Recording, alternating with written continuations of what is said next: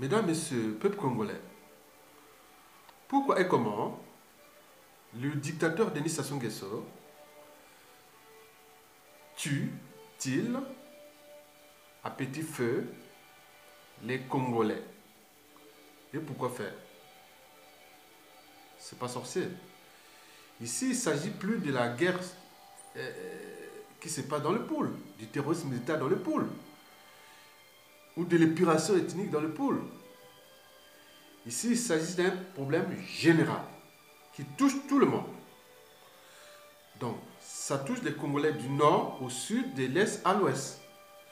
Mais le pôle a encore une double peine. Donc, en plus de cette condition générale qui touche tous les Congolais, mais ils ont, en plus de ça, l'épuration ethnique.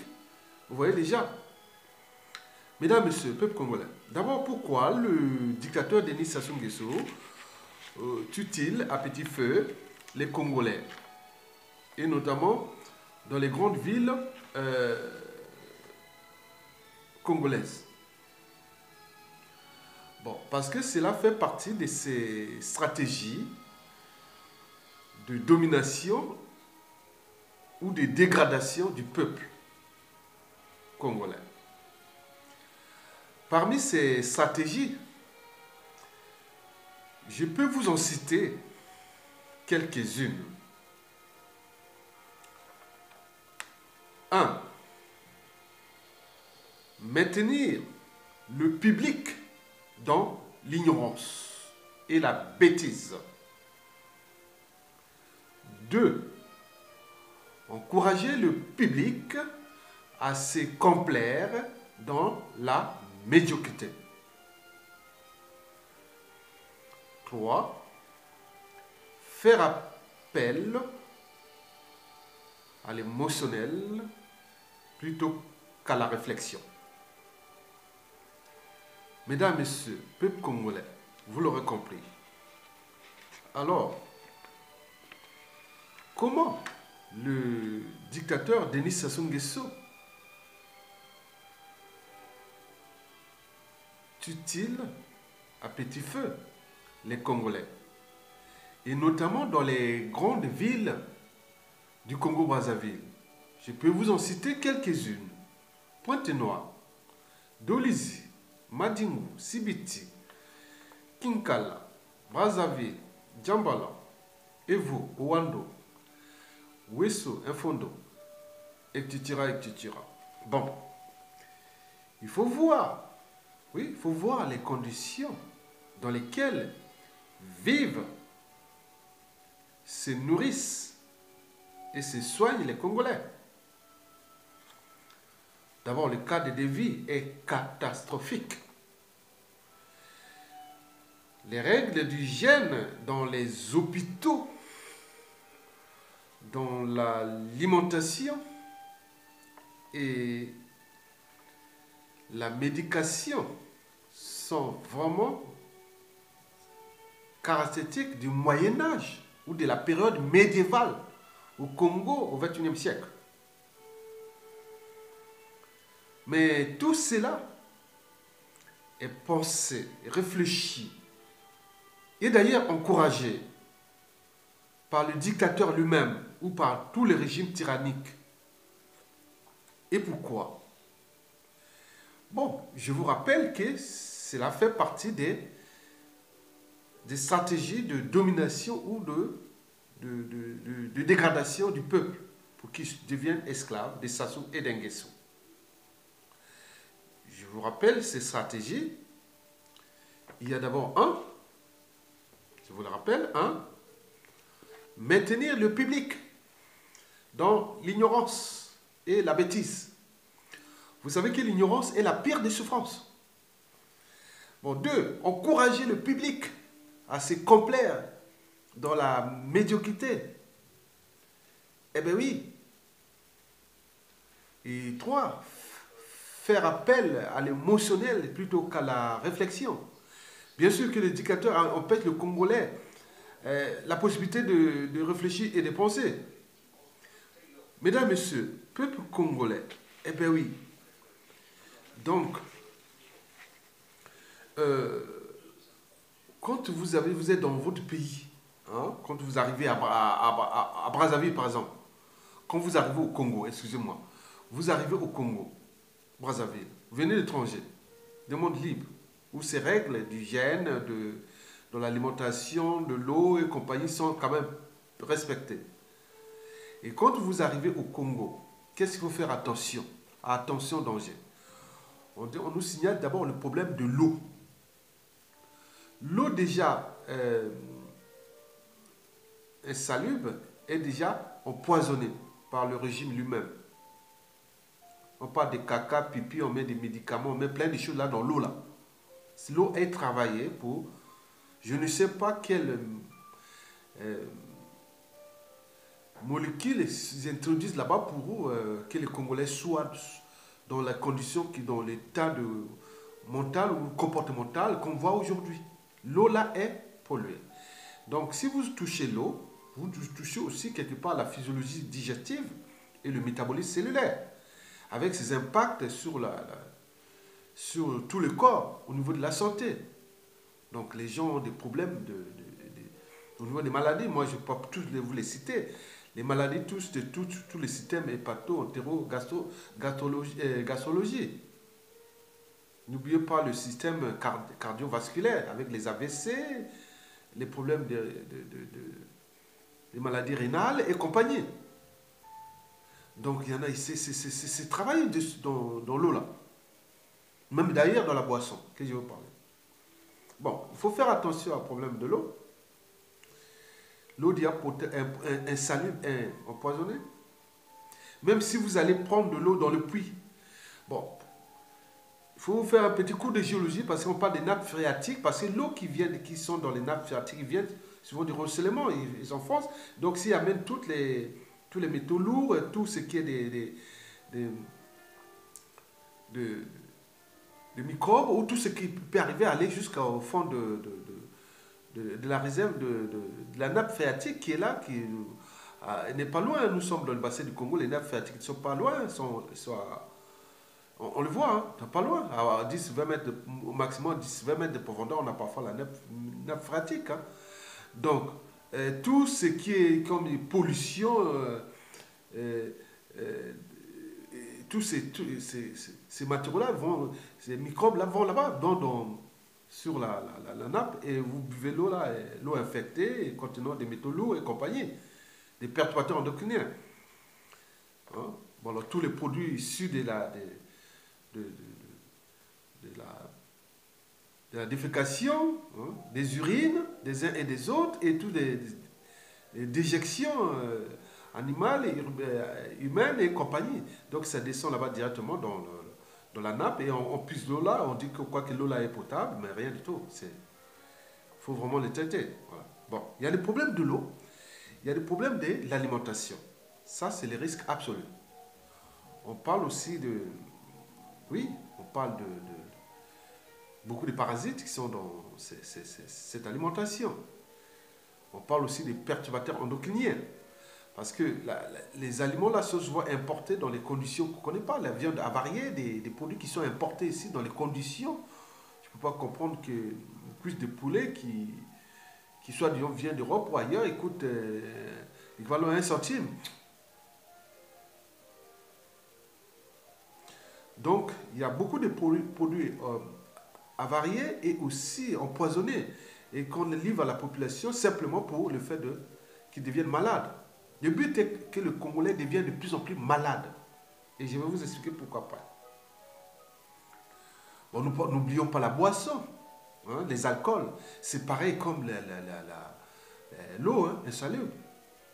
L'alcool à Brazzaville, il faut faire attention. D'où demain, quand Sassou Nguesso partira, il faudra établir d'abord les normes d'hygiène et aussi de contrôle au niveau de ces normes-là. C'est tout ce qui est à l'intérieur, l'alimentation au Congo-Brazzaville. En relation avec la douane, la justice, et n'oublions pas le ministère de l'économie et des finances pour les taxés, et tous ceux qui auront des fonds, des trucs un peu obscurs par rapport à ça, parce que là-bas, il n'y a pas. C'est dangereux, c'est danger numéro un. Bon, Là, c'est hors moustique, parce que les moustiques sont aussi des vecteurs. Hein? Ils amènent des vecteurs. Donc, il y a le problème de l'eau. Quand vous arrivez à Brazzaville, faites attention, attention, attention, attention. Problème de l'eau, problème de l'alimentation, n'allez pas manger n'importe quoi, demander, oui. Voilà.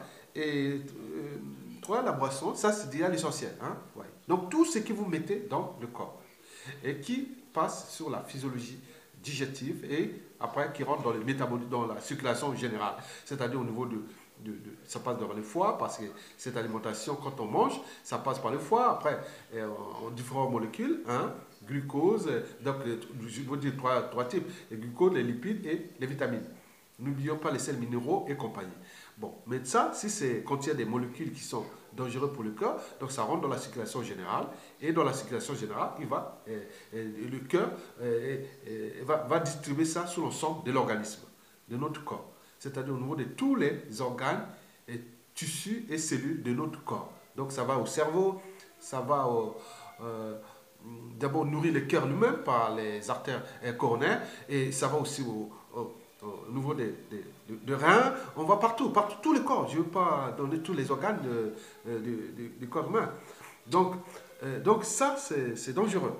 Et ça, il faut faire attention parce qu'il y aura beaucoup de travail là au niveau de ça. Après, ça s'oublie. C'est-à-dire, nous aurons gagné de l'argent là. Il y aura beaucoup de gens qui vont faire la prison après. Par exemple, ce qui viendra déjà de l'extérieur sera déjà contrôlé par des outils d'aide à la décision au niveau des produits importés que nous allons apporter au niveau de l'alimentation. Donc on va y avoir des contrôles pour que les Congolais ne soient pas malades. On ne veut pas acheter des trucs empoisonnés ou avariés qu'on nous amène pour venir nous vendre. Ça, il y aura des règles pour... c'est un jeu d'enfant. Ça, il n'y a pas de problème. Avec la direction de la générale de la répression des fraudes et compagnie, tout ça sera mis en place. Ça, il n'y a pas de souci. Là, ça fonctionne parce que ça soit encore à la tête de ce pays. Le jour où il ne sera plus là, vous verrez que ces choses-là vont être traitées. Et ça va tendre les pièges pour les arrêter. Je vais vous donner un cas de col. J'ai un ami ici qu'on connaît depuis, je le connais depuis, disons, 17 ans. Je le connais depuis 17 ans. Non, Théo, je le connais depuis 20 ans, qu'est-ce qu'il dit? 20 ans. Il s'appelle Théo. Théodore Malonga. Il vit ici en région parisienne. Bon. Quand il est allé enterrer son père pas loin de Goma Tchétché, dans ces années-là, ça ne date pas de moins de 10 ans, et le premier réflexe qu'il a dit, Isidore, j'ai fait le réflexe qu'on parlait, le réflexe de lui faire attention à l'eau, alimentation, boisson. Et il a passé une semaine là-bas. Qu'est-ce qu'il a mangé? Que des fruits. Une semaine qu'il fait attention à l'alimentation. Il n'a mangé que des fruits et cherchant. Donc il a fait jeu du chat et de la souris avec sa santé, quoi, entre l'alimentation. Donc c'est vraiment c'est un jeu. Hein. C'est comme si vous allez dans un supermarché, aujourd'hui en Occident, vous rentrez dans la chimie. Donc il faut faire attention, regarde les produits, il faut voir les molécules, les conservateurs, les additifs alimentaires et compagnie, donc bio ou pas. Donc il faut vraiment regarder pour la santé. Donc lui, il est arrivé là-bas, il n'a pas mangé l'alimentation, mais que les gens, ah mon frère, tu es déjà en France depuis des années, viens. Mais non, j'étais venu pour enterrer mon père, mais il n'a pas mangé, Brazzaville n'a pas, mais au village, par contre, il a mangé surtout tout ce qui était fruits et légumes, autres. Hein. Donc, bingo, il revient en France en bonne santé. Et parmi les membres d'équipe et d'autres qui étaient partis, ceux qui avaient été, donc on retrouve au pays, on se retrouve avec la famille, boum, ils sont revenus tous malades.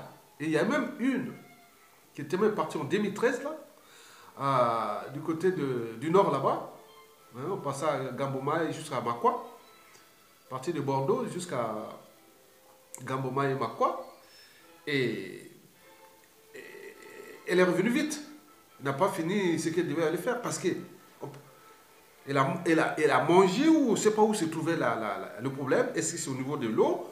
Est-ce que c'était au niveau de l'alimentation? Est-ce que c'était au niveau de la boisson? Et donc, on ne sait pas. Donc, elle est revenue malade. Ce qui fait que la plupart des gens qui vont en Afrique, et surtout notamment au Congo, la sécurité sociale ici en France connaît, la plupart deviennent malades.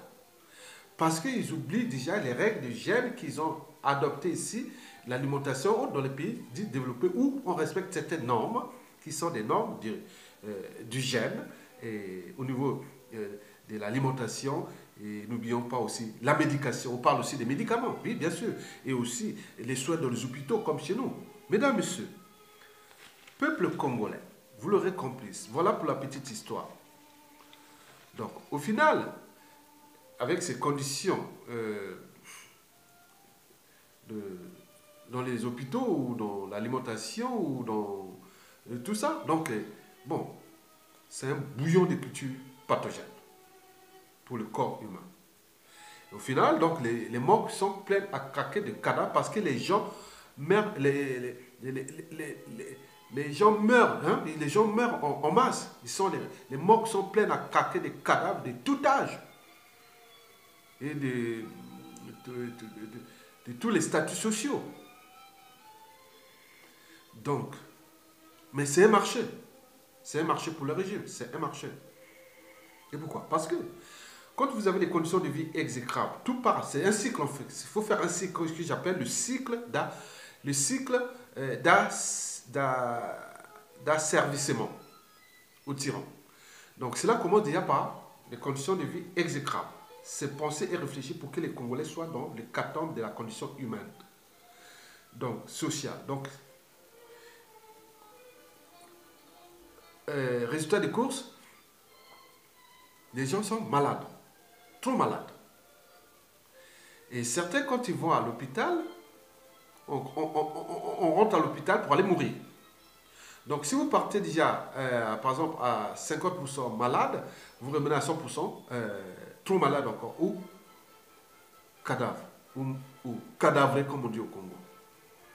Donc, l'hôpital devient un piège mortuaire au Congo-Brazzaville. Et dans 99% des cas, vous allez aux hôpitaux congolais aujourd'hui, dans 99% des cas, vous revenez malade ou mort.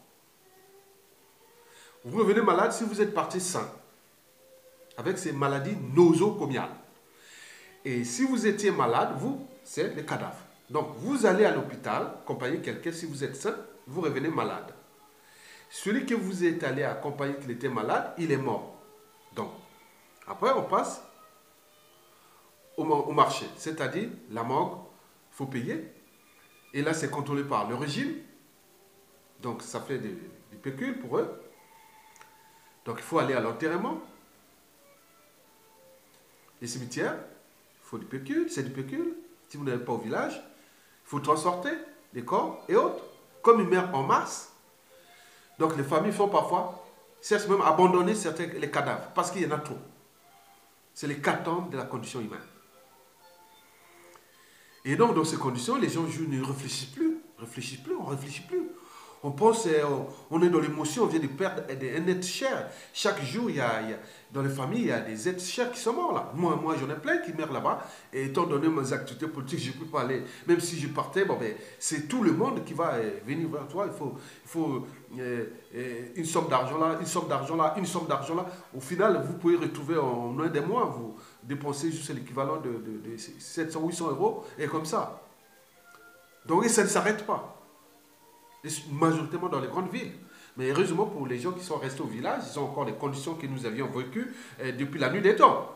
Et cela, on trouve beaucoup plus de vieux au Congo, dans les villages, qu'en ville.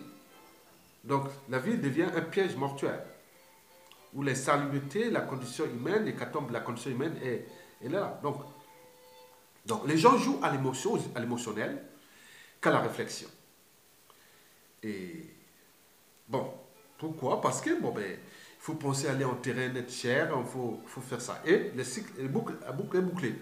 Et donc, les gens deviennent esclaves de Sassou Nguesso. Et comment?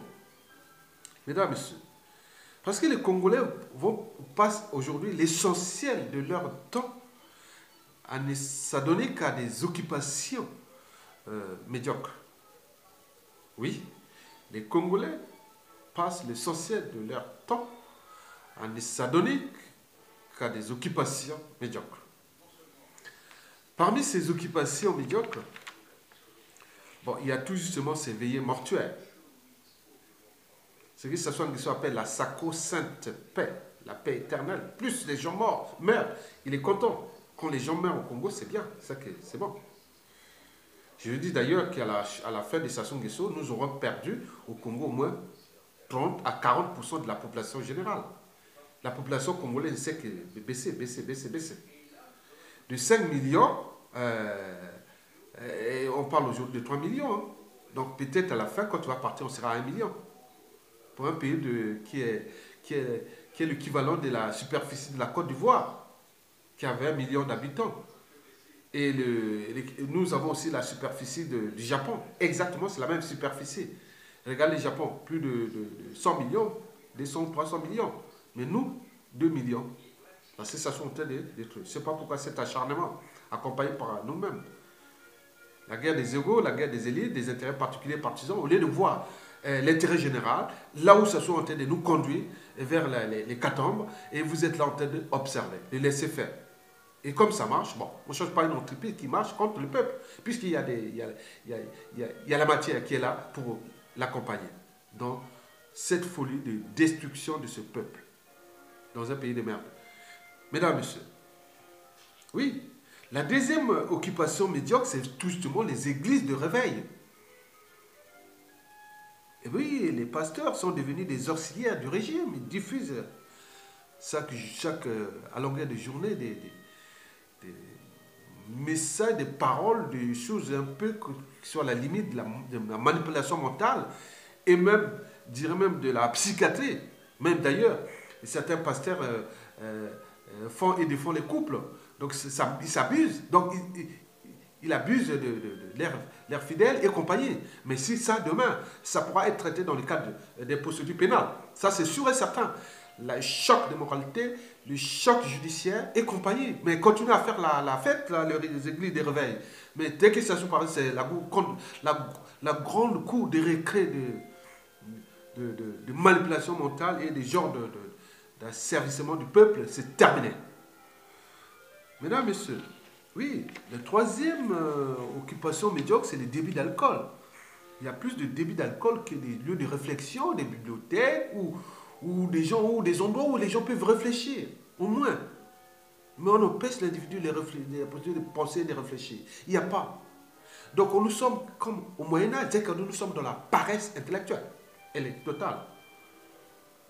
Vous savez d'ailleurs, il y a des impacts. Dès que, par exemple, même ici, jusqu'en Occident, vous commencez à critiquer quelqu'un objectivement, hein, lui apporter une part des raisons, de l'esprit critique, même de la conscience, ou même de la transmission de certaines valeurs, qui sont celles, les valeurs de la liberté, de la dignité, de justice.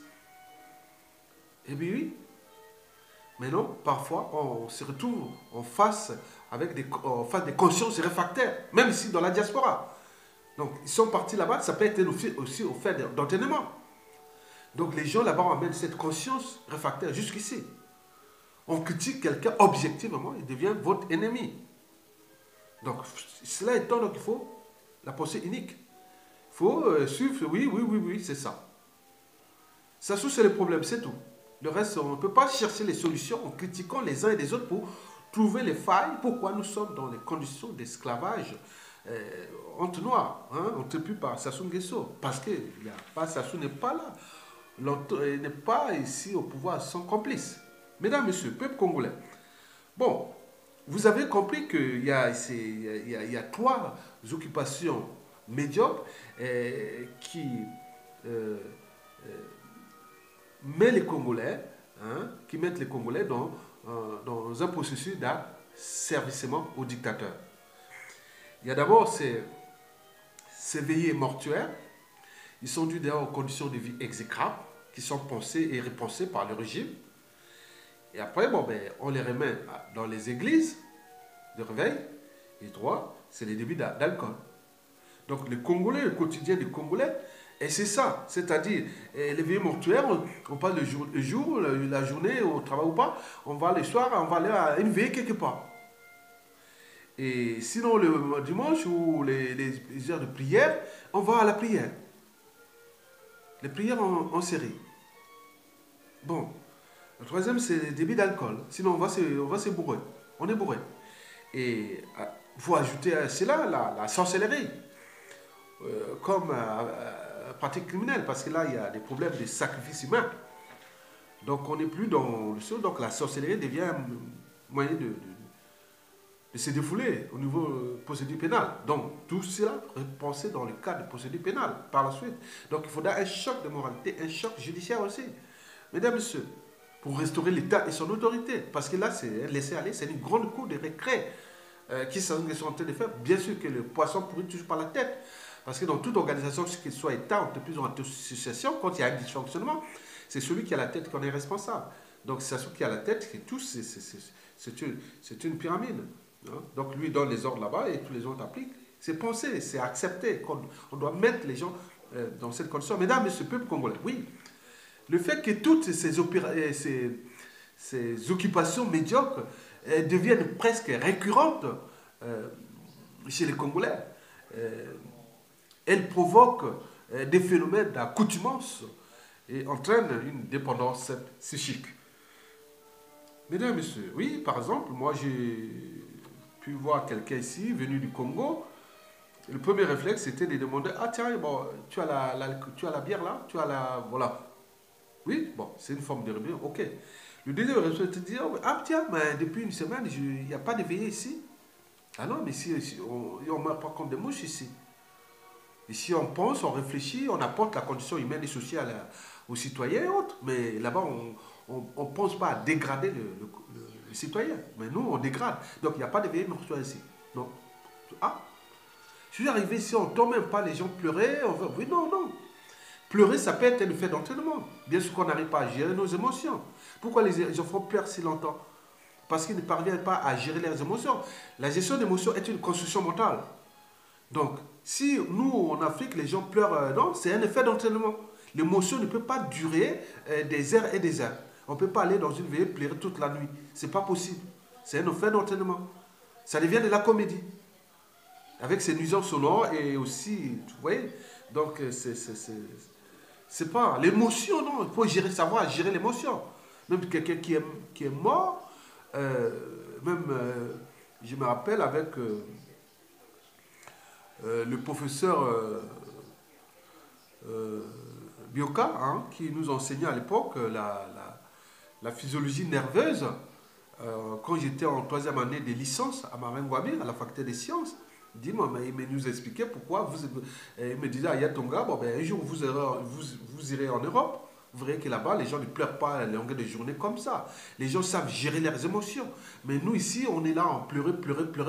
Donc, on ne parvient pas à gérer l'émotion. Donc, les gens cultivent la culture de l'émotion qui est de la raison. Et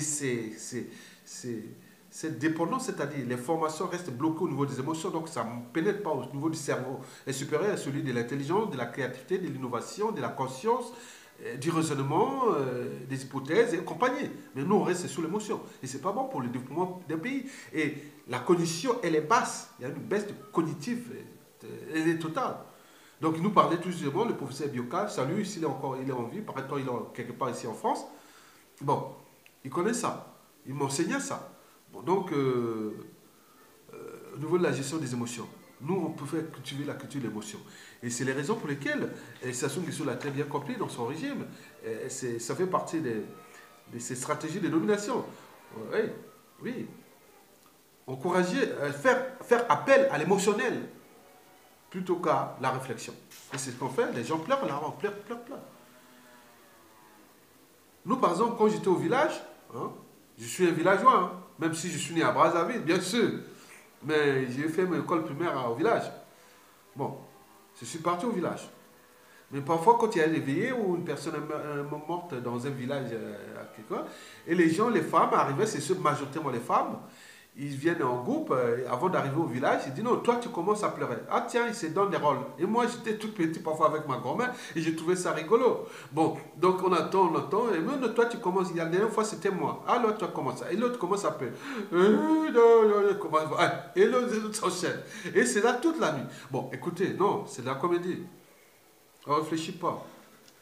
Sinon ça se serait. Mesdames, Messieurs, peuple congolais, voilà. La situation où le dictateur nous entraîne et ça. Bon, donc, bien sûr que là, ça sera. C'est pas des réflexes innés, c'est des réflexes conditionnels, c'est-à-dire acquis. Et donc, au moment que Sassou Nguesso, on peut faire le sevrage de ces réflexes. S'il y a une volonté politique, on pourra le faire, tant au niveau déjà de l'éducation et aussi de la communication, puis aussi au niveau judiciaire et compagnie. Donc il faudra tout un vaste programme par rapport à ça. Bon. Mesdames et messieurs, peuple congolais. Bon. Pourquoi Sassou Nguesso, voilà, il tutile à petit feu les Congolais, pourquoi faire? Bon, bien sûr, c'est quand la tête est vide. Et quand vous avez des réflexes qui sont contre, les réflexes où vous ne pensez plus à la liberté, à la dignité, même aux enjeux de la justice et même de votre condition humaine catastrophique. Voyez l'état de vie des villes avec des problèmes d'érosion, d'éboulement, des inondations et autres, c'est-à-dire d'assainissement de la ville. Mais regardez comment les gens sont là en train d'observer, personne ne réfléchit, on regarde. On attend qu'est-ce qui va arriver. Il se plaint. Personne n'est capable de dire non, mais écoutez, ça commence à bien faire, et on a assez encaissé, on se met ensemble, on met l'action, on se fait, on lutte. Mais là, on croyait que c'était l'eau qui devait conduire les Congolais dans la rue. Mais là, que dalle. On croyait que c'était les conditions de vie exécrables qui devaient les mettre dans la rue pour aller arracher la liberté, la dignité et la justice aussi. Mais rien que dalle. Mais là, la condition sociale, les problèmes des salaires, des pensions, des retraites, des bourses et autres, rien du tout. Mais attends, qu'est-ce qu'on attend même avec ce peuple? Donc Sassou Nguesso, donc, il a compris que c'est un peuple de moutons.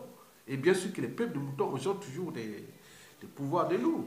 Donc ils deviennent des esclaves. Quand un peuple n'est plus capable de défendre ses principes fondamentaux, qui sont les libertés fondamentales, le but même de la condition humaine, donc il est sûr qu'il est entraîné à devenir des esclaves.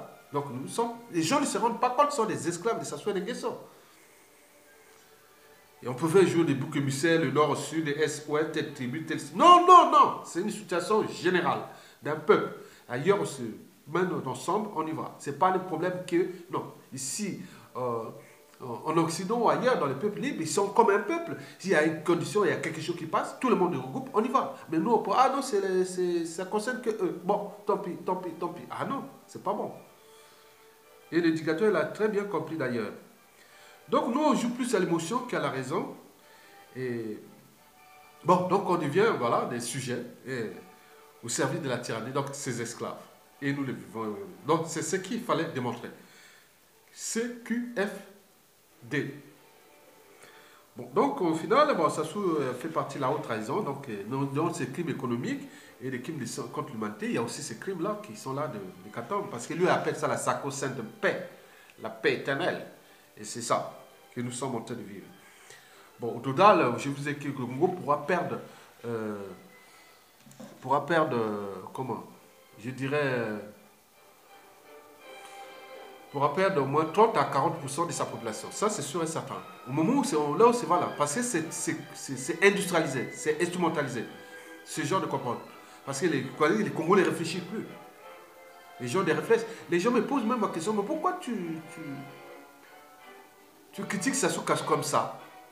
Du nord au sud de l'est à l'ouest. Est-ce que vous êtes payé pour ça? Mais non, non. Est-ce que moi j'ai demandé à un monsieur, est-ce que au téléphone de mon pays, est-ce que vous êtes payé à souffrir? Est-ce que Sassou Nguesso vous paye pour que vous restez dans les conditions de merde comme ça?